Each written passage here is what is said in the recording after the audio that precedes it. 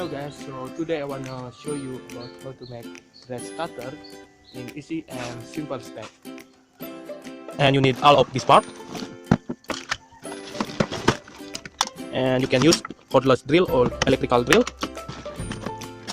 and sharp cutter blade. Okay,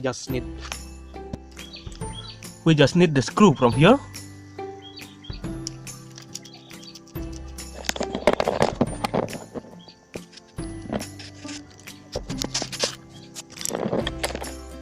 We just need the screw, new cutter blade. We just need 2 pieces,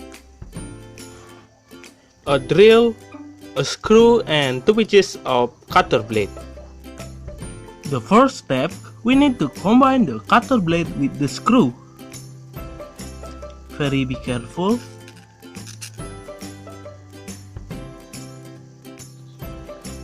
Like this.